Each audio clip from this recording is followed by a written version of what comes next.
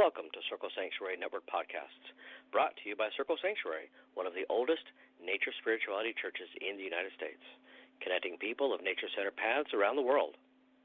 Join us through the week for a variety of shows discussing various topics, celebrating the divine in all of its forms, through nature worship, rituals, education, and building bridges of community.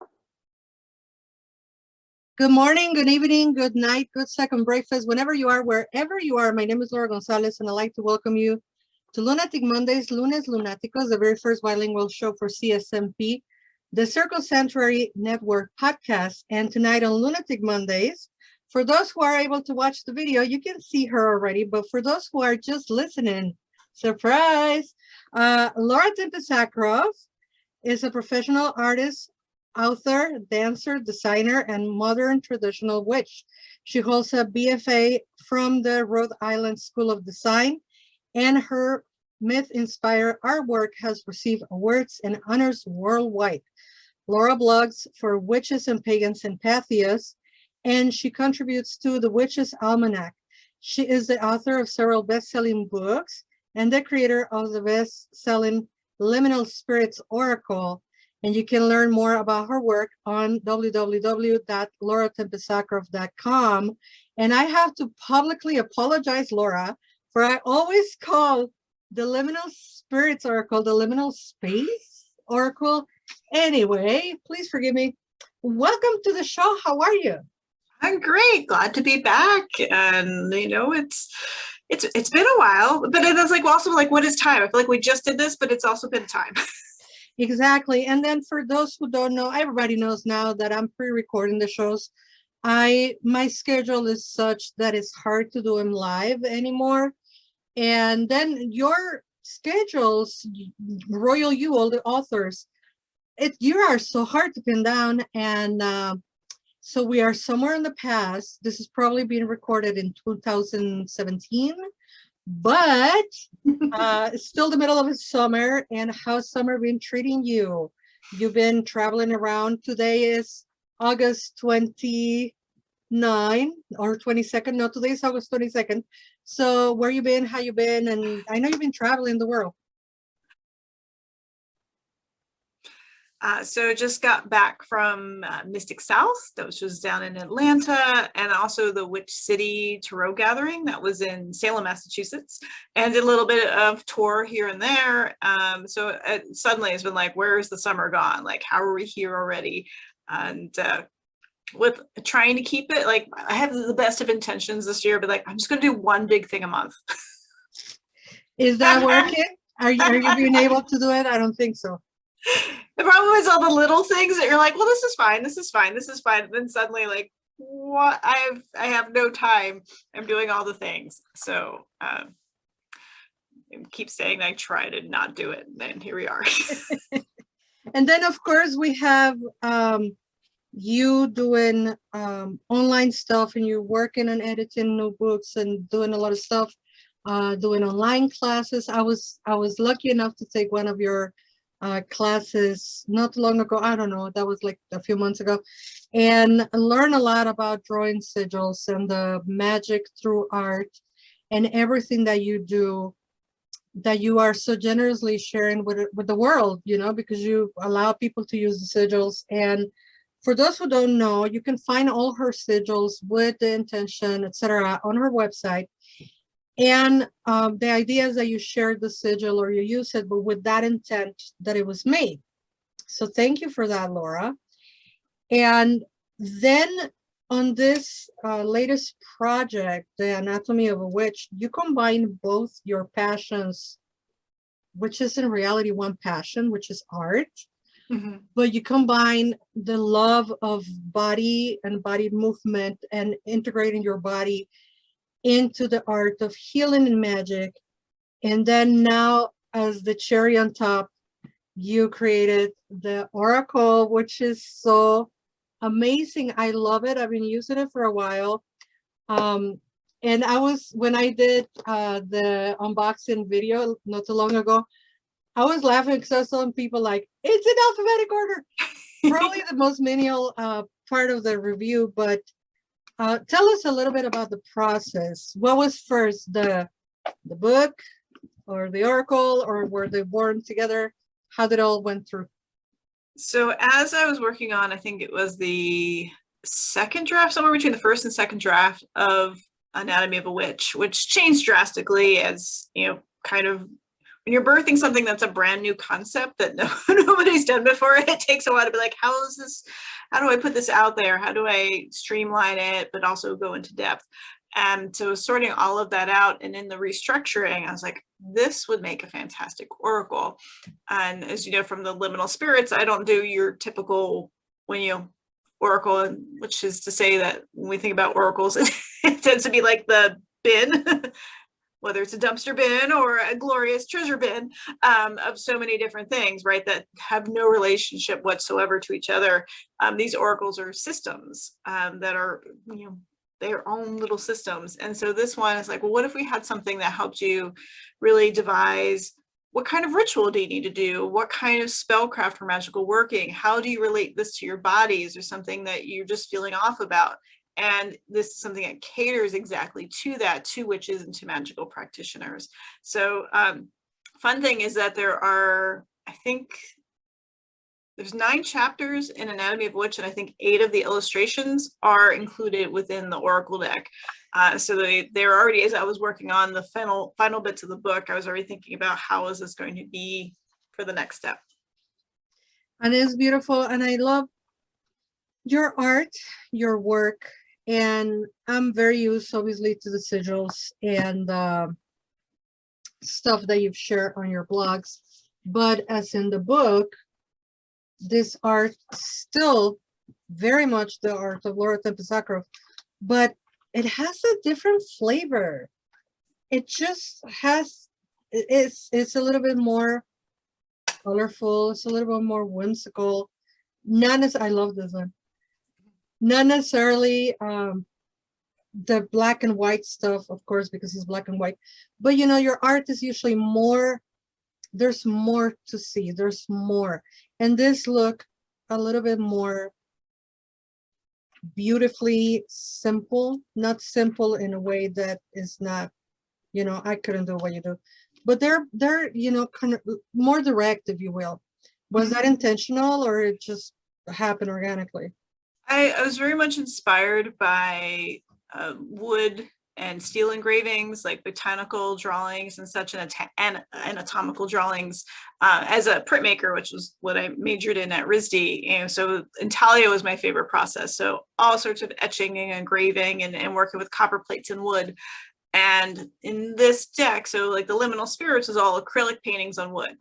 So like the media really affects like how does the painting look at the end. So for these, they all started as ink drawings, which is pretty much as close as you get to that sense of engravings, right? Engravings were ink drawings that are then copied or transferred onto plates, and, you know, by hand or by acid, or both.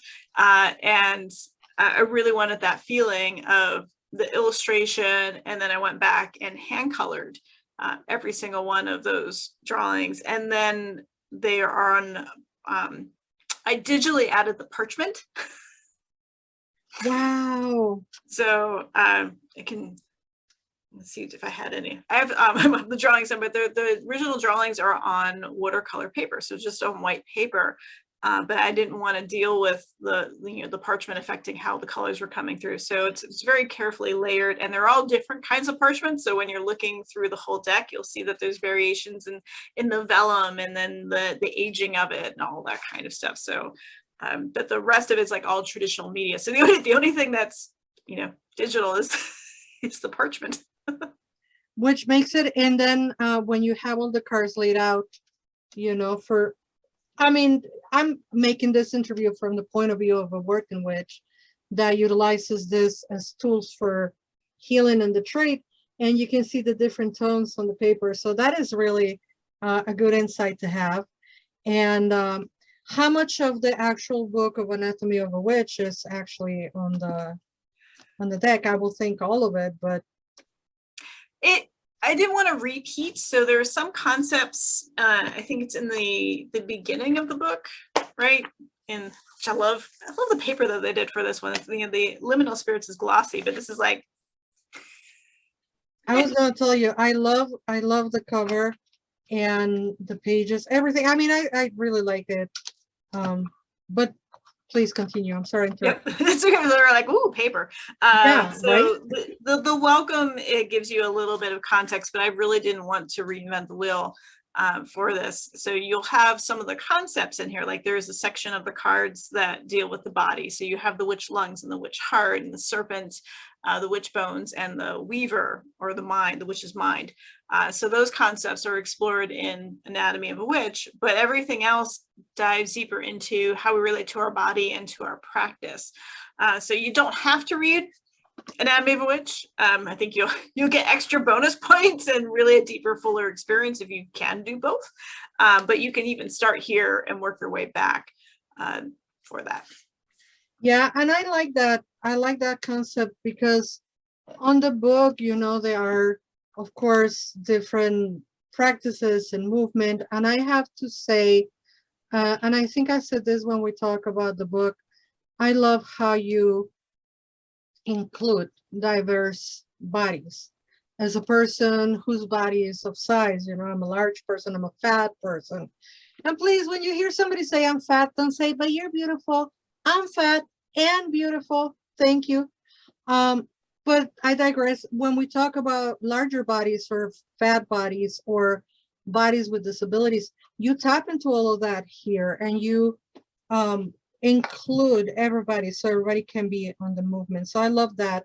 And I love that that is translated on all the illustrations, you know, because there is no body or size or part of the anatomy that is left behind, you know. I really like it. I really like it. Which was, this is so much fun. For you Baba need Yaga to, hut. yeah, you all need to come and watch the video. The card for play is the Baba Yaga. You did an installation on this not too long ago, right? Yeah, last October for the Witches Night Out Market, I made a 9-foot tall cardboard chicken hut that you could walk around, and then part of it was cut away so you can see Baba Yaga inside stirring her cauldron. So that is so awesome. So who is this on the cover? Do we know?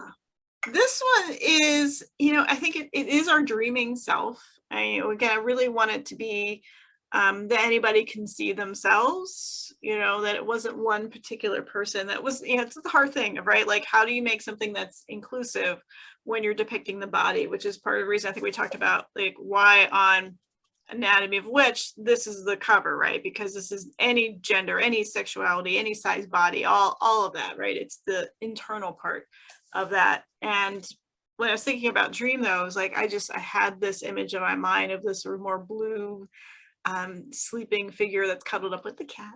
Right? Yeah. People might think I'm biased because it's blue, but yes, I am. But also what I notice is that the body is not a particular gender or a particular size, and yet is all at one. And then we have the snake or the life essence, life energy going through it. Now, another thing that I really like about the deck, and I mean repeating myself, looking from a point of view of a work in which that utilizes these as tools of giving that medicine to the people. I have to ask, I haven't read the whole book, obviously, but the whole booklet.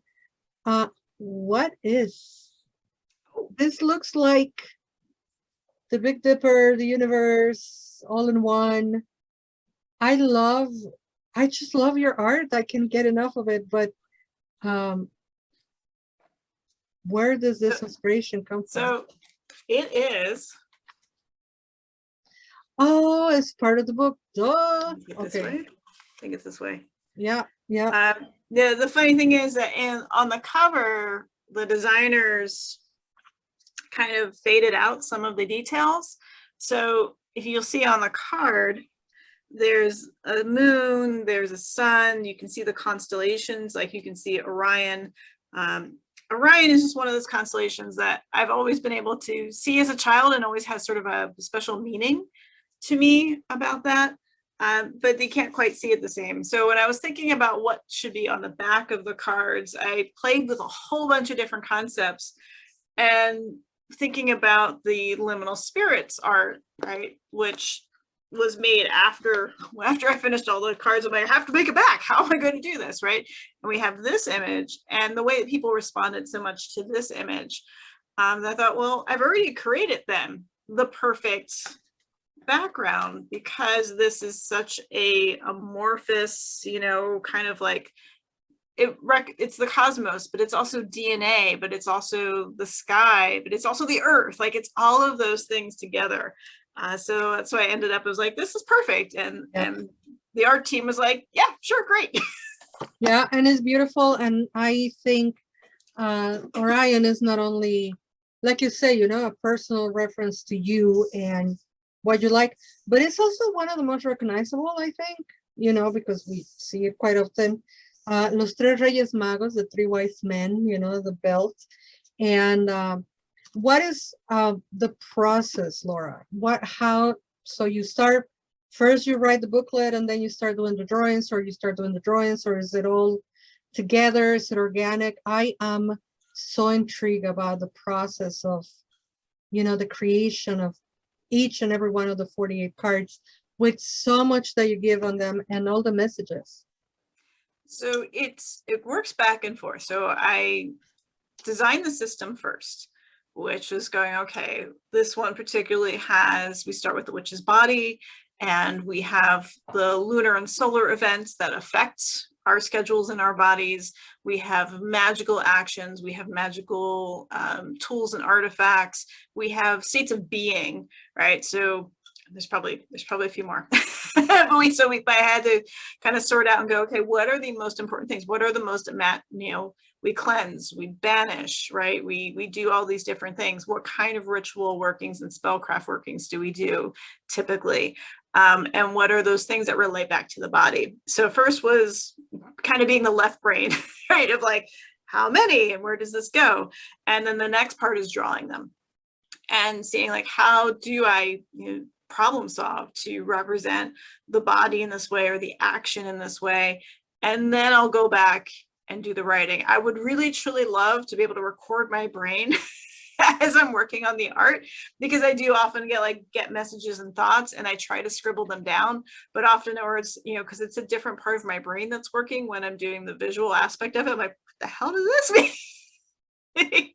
You know, so then I do have to sit with the artwork a bit more in a different state of being, right, to write the book and get it finalized and get those messages through. And then of course working with outside of my brain, working with editorial team of like, does this make sense? You know, like, what do you mean by this? You know, because that's how you know sure it works. Like, it's great in my brain, but if I don't explain it well to you, how is it going to be useful? Yeah. And you know, a lot of people say in order to okay, let me rethink how I say English today is not being my friend. You know that somebody is an expert when they can explain their concepts in 5 minutes or less. Mm-hmm. And this cards, because I have obviously the liminal spirits, and you know, the book is laid out differently. Mm-hmm. And you have different messages, 3 messages, and I love that, because when I utilize it for my clients, I give them all 3 messages, and then I'm like, you take out of that whatever you need, right? Mm-hmm. But in this one, you have all these descriptions that people are not going to need a professional reader, obviously, to read it to them. They can just find it, and then you have which group it belongs to. So it could be elements, the body, which work, etc. Then a description, which is that explanatory part for those who are not as visual. Consider, you give this explanation about why the card, or what does the card mean. Then keywords, which is amazing, because that way people can focus if they need on the keywords. And then the RX. Yeah. How to do the thing.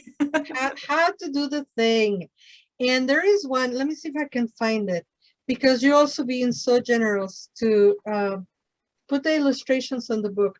Folks, there is a video of this podcast.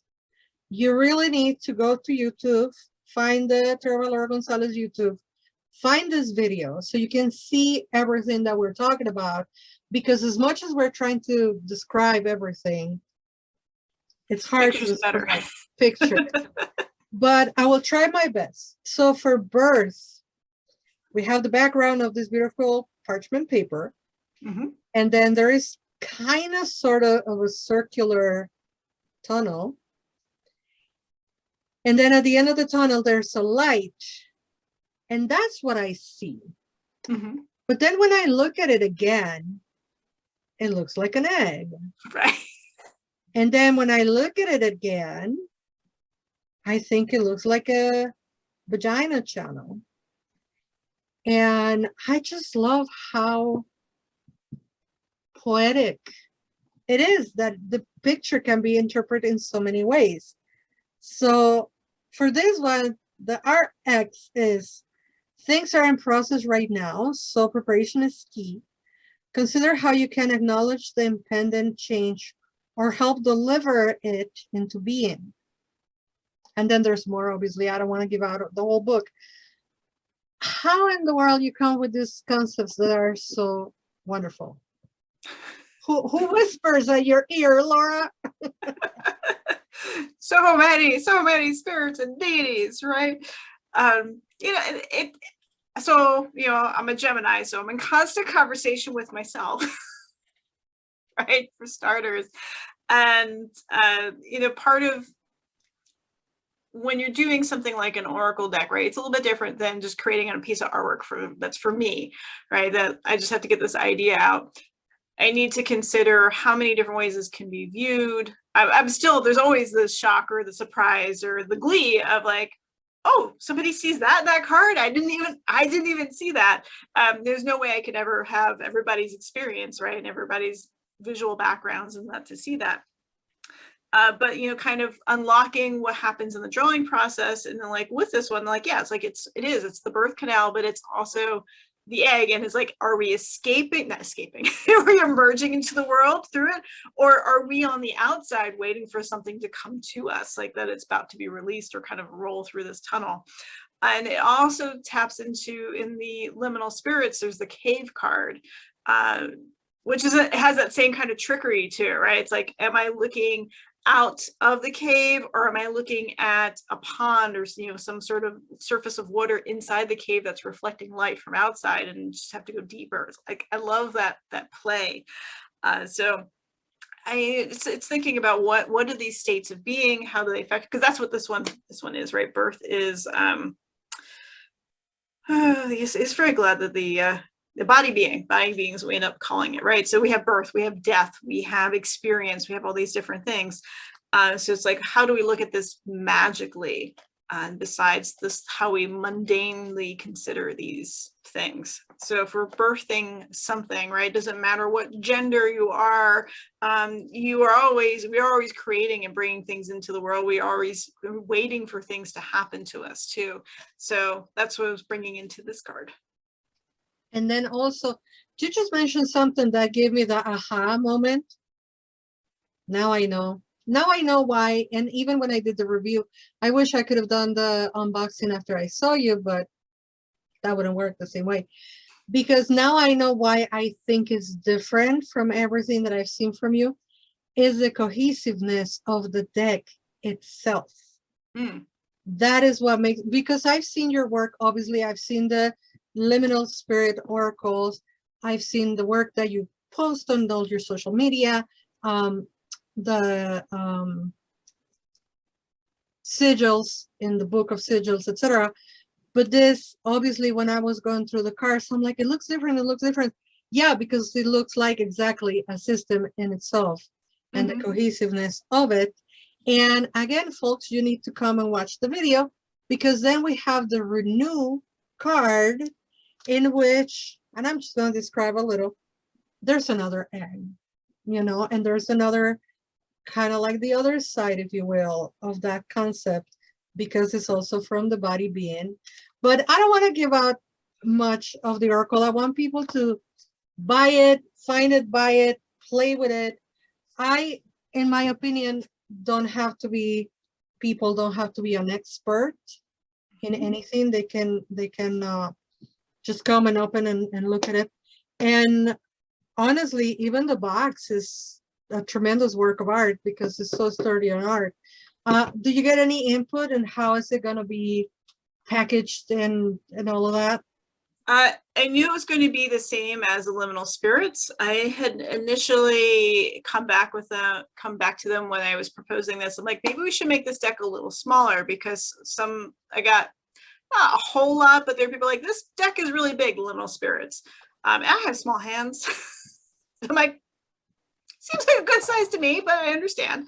So I'm like, can we make it maybe a half an inch smaller? Like, this is the size we make Oracle cards now. I'm like, wow. Here we go. And so that's what they've been, how the publisher's been doing their Oracle decks is the same size and box. Though with this one, we had a change in our art team, though. Lynn, who was the wonderful art director, retired and through the end of the process. So I actually didn't see much about the box.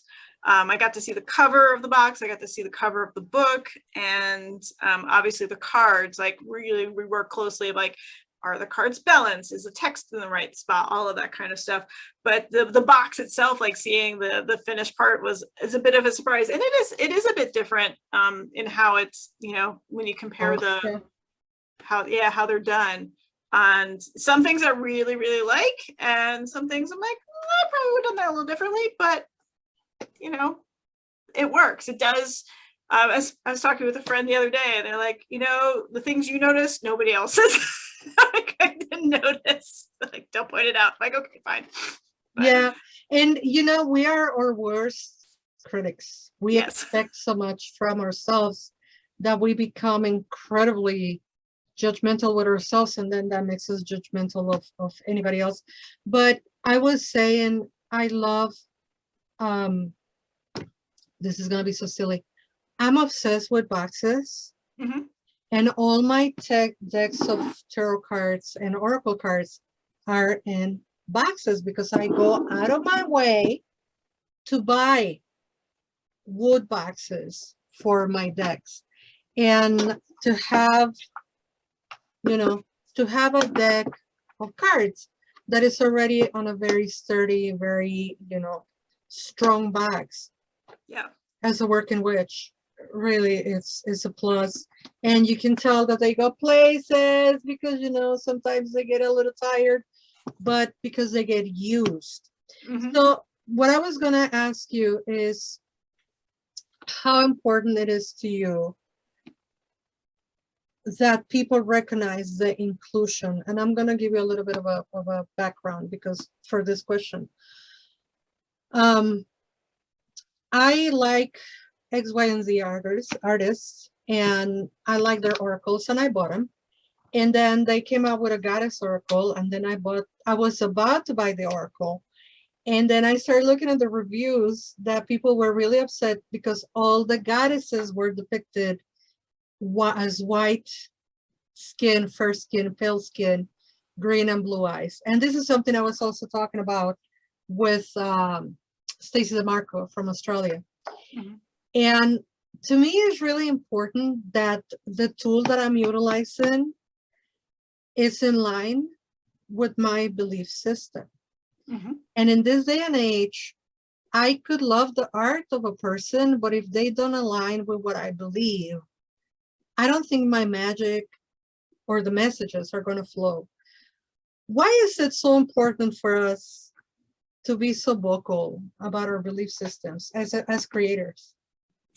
I think really, you see, it's a point of inclusive, to see yourself in the work, to see yourself in the world, to see that reflection, and to realize that there's so many points of view, especially even if it's like, oh, this deck looks like me, but then you have clients who don't, as for especially like tarot decks, right, within those systems. I don't want anybody to feel alienated by not seeing themselves, not feeling that representation or connection to it. I think that's a missed opportunity. And that comes with, you know, the shapes of the bodies. It comes with sexuality and gender. It comes with the skin color in there. You know, all of those different things are just so important to be thinking about that. Like, I could drive myself nuts. Like, going, how do I do this? How do I do it successfully? And so it's like, if we point to some of the cards, I was really working through in this, like, obviously most of them do not depict the body, right? We have a lot of animals, we have symbols, we have, you know, things that could be anyone, but it's like in working with the hands, right? There's a variety of, you know, when you think about how we're often, you know, the base of the hand tends to be very similar, but then there's the shadows of that.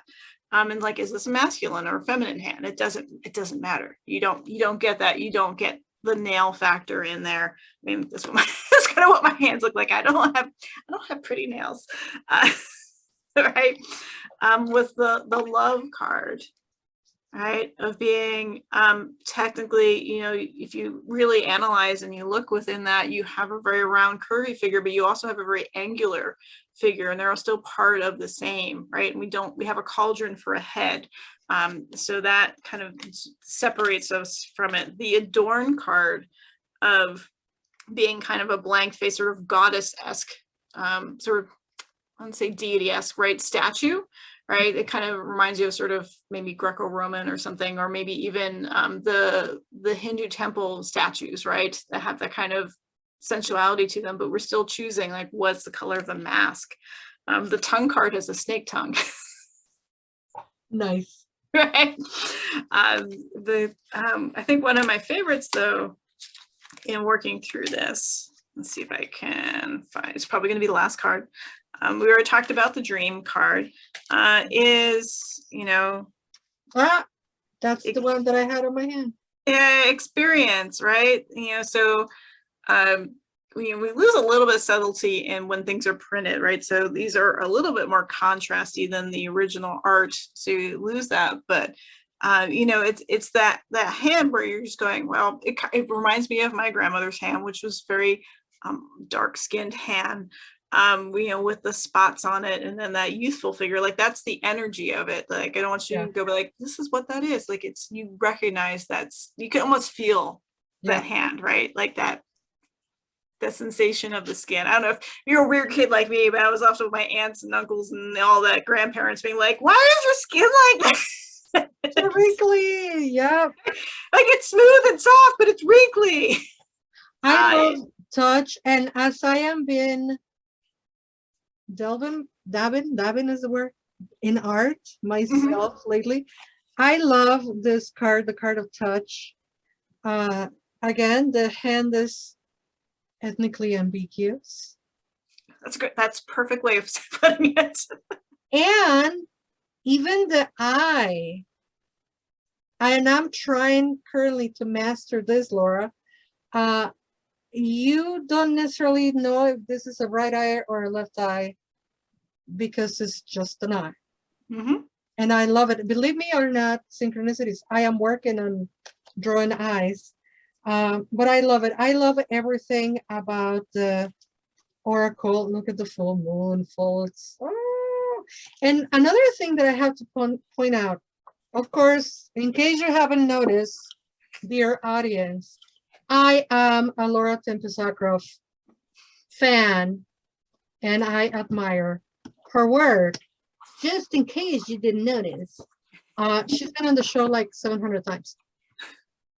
The plethora of different styles that you can manifest, create, and, you know, you are such an accomplished artist, because it still looks like Laura, but I will die on this hill, still looks different. There's something special about this deck.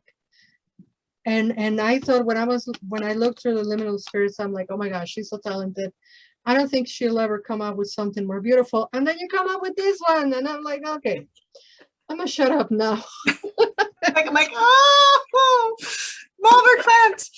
I love it. I love it. It's so beautiful. You're so Which media, now that I'm getting more into art, which media do you utilize for this one? So with this, we have the pen and ink, and it really, Oh, you yeah, I think did that already. Yeah. Cool.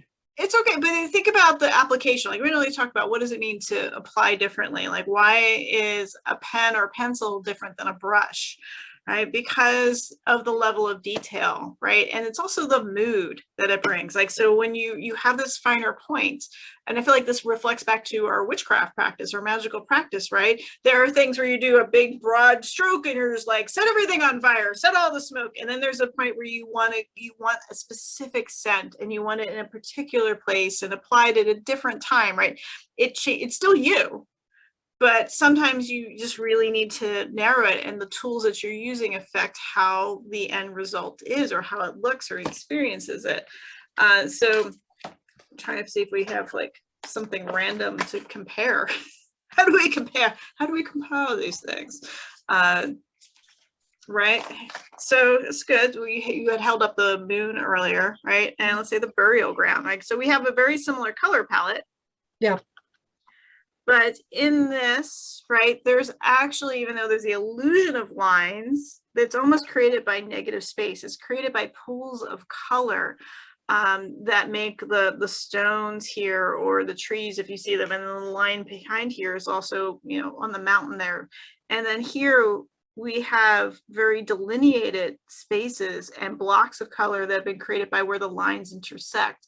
And so those particular lines, like this is a bit sigil witchery, right? Because these lines are really having specific meaning, right? And even though we have similar shapes and similar colors, they create a different vibe. So here that we're feeling like this is the power of the full moon being bestowed upon us. Like you can get that sense of maybe it's on the ocean or a lake somewhere that you've ever been, seeing that full moon on it. Where with this card here, even though the shapes are similar, you get a sense of mystery, of awe, of quiet that you don't get in this one. Yeah. Like, and that's the media. And the full moon on the anatomy of the witch, it almost, and again with perception, right? Because one can create whatever one wants, but then the perception of the client or the person looking at the art is different. I almost see like an owl. Mm-hmm.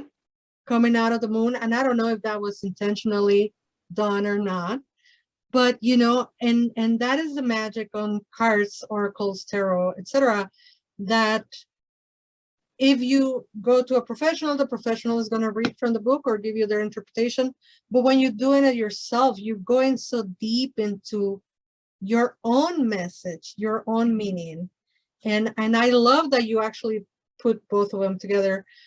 So on the Liminal Spirits Oracle, what kind of media was? Is also ink or is different? So it's acrylic.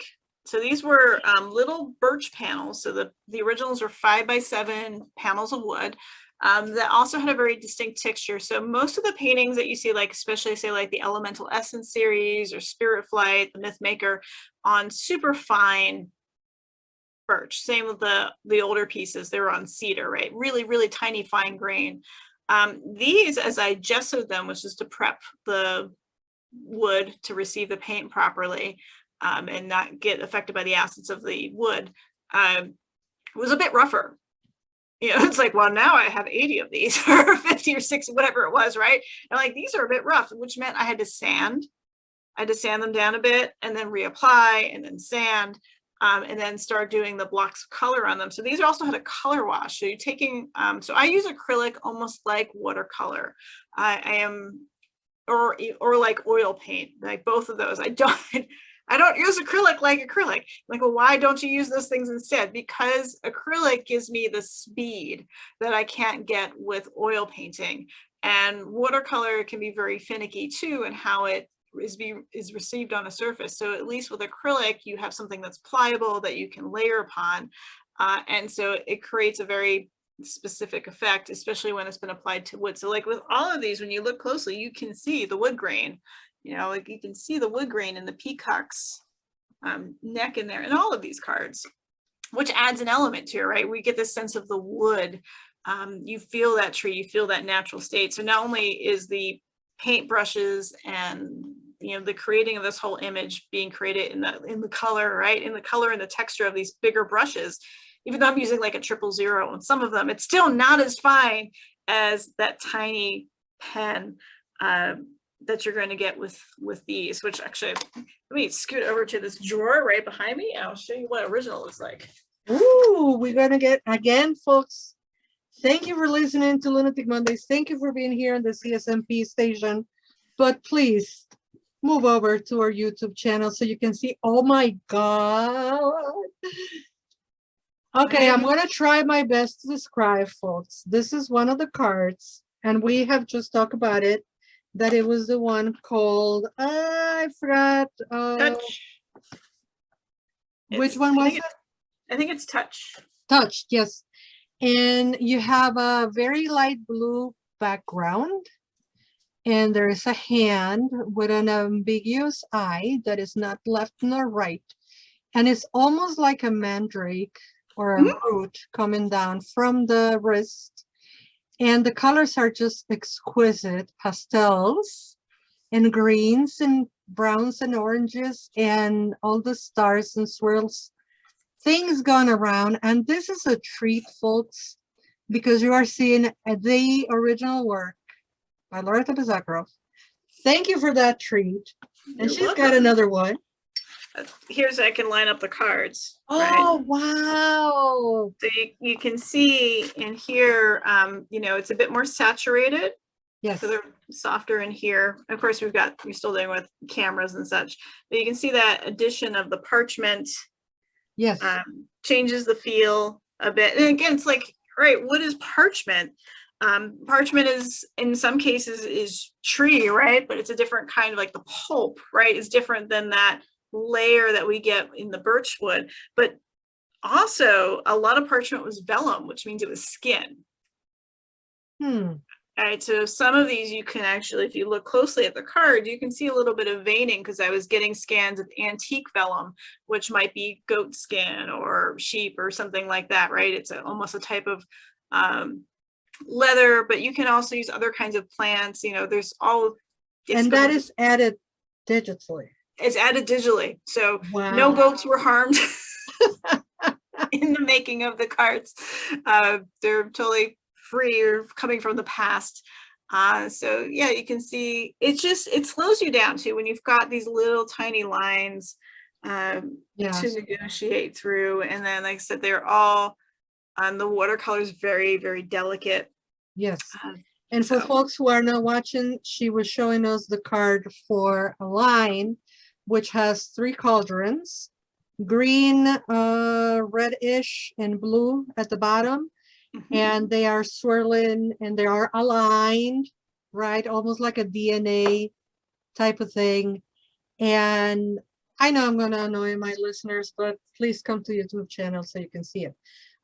Thank you, Laura. This has been like a wonderful gift. I don't know if you ever had an interview for your Oracle where you have been able to talk so much about the art and the process. And I appreciate that so much. Not only for you giving us the gift of seeing the originals, but also for those people like me. Yes, very selfishly, I ask these questions because I'm, trying to learn more about art, and I haven't had the opportunity to go to art school or anything like that. But a very wise woman said to me when she signed up my book, Make Your Mark in the World, that wise woman, I'm looking at her. And I think everybody ought to do and start creating and just let spirit flow through you. Absolutely. There's another question that I want to ask you, Laura, and I don't know about your ethnic cultural background, and if I asked you this before, forgive me because I've forgotten, but I see on a lot of the drawings, they're not only very inclusive ethnically, but also spiritually. There are some undertones of other spiritualities, and I can see those because I grew up on a different religion. How do you make this magic work? Because it is kind of there, but not really. And folks who know will know. when they see it. Mhm. And at the same time, if you're not particularly liking those cultures, you probably won't even notice. Was that intentional? Where'd that come from? So my standard line is that I come from a long line of people who like to sleep with other people from different cultures. Now I remember that. Yep.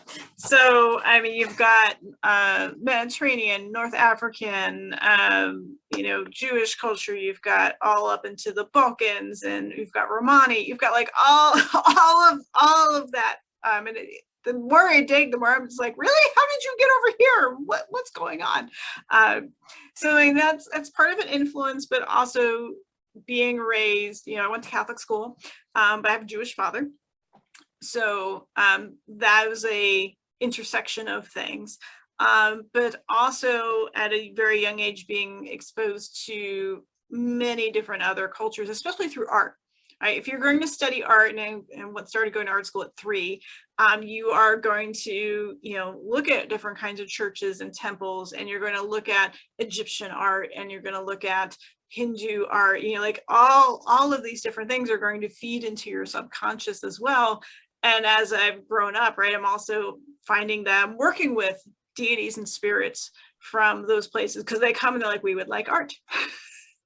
I'm like, well, you asked nicely, of course, I'll be happy to. All right, so that becomes an influence as well. But when you think about Catholicism, right, like Catholicism is run all over the planet, right? And it's sort of like, oh, I'll take this and I'll take this, and so we get those inspirations, and especially when you look at like the Italian and how similar it's to different aspects of Spanish, and then going into the mix into Mexico, all of those different things. Like there's a repetition that you see in a lushness that is blending folk traditions with what they're serving up top, right? They don't quite get maybe quite in so many other places because of like when they were colonized and the like how mountainous a place was, right?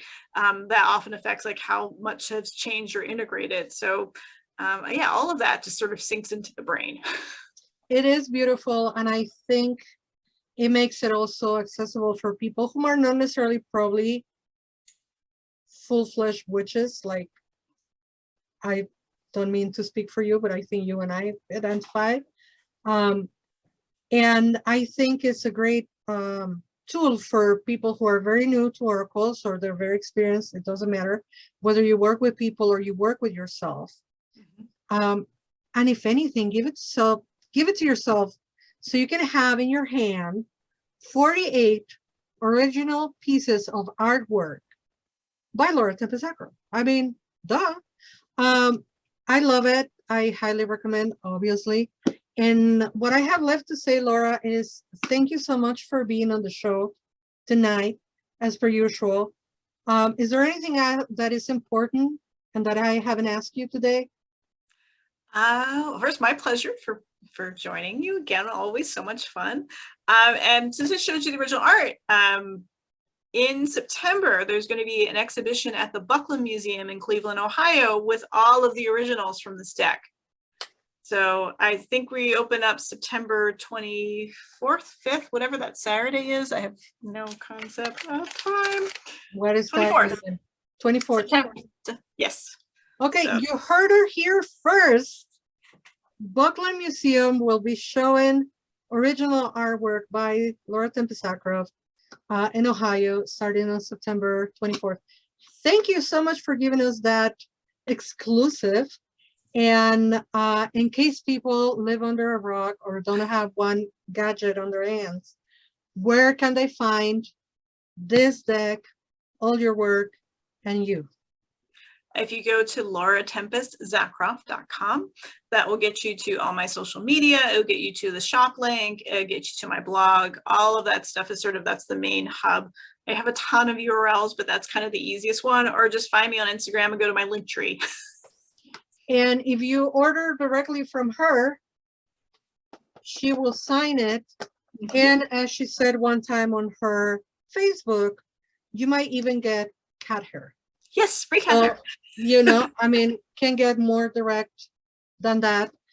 Laura, you're a wonderful person. You are an extremely talented artist, and you are a great friend. Thank you so much for being back on this show once again. She's one of the people that I just need to say, "Are you coming to the show?" Right? And she's like, "Yeah." So Anytime you want. we are on that level, to which I'm very thankful, Laura. And to everybody, just to remind you folks, visit lauratempestzakroff.com. Buy this oracle, is beautiful. I really recommend it. Buy the book if you want to, for a more complete understanding, and to invite every single one of you to continue listening to the CSNP Circle Sanctuary Network podcast. We have get a hold of this, over 800 hours of podcasts. Over 800 hours.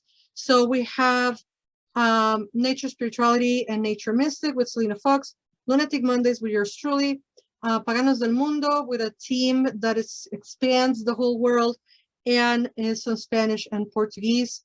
We have Circle Talk, and we have Blue Marble as well. So over 800 hours, listen to us on CSNP, the Circle Sanctuary Network podcast. And until we meet again, never forget that you are loved.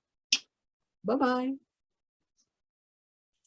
And thank you for joining us on the Circle Sanctuary Network podcasts, presented by Circle Sanctuary and produced for all who follow the Nature Center paths.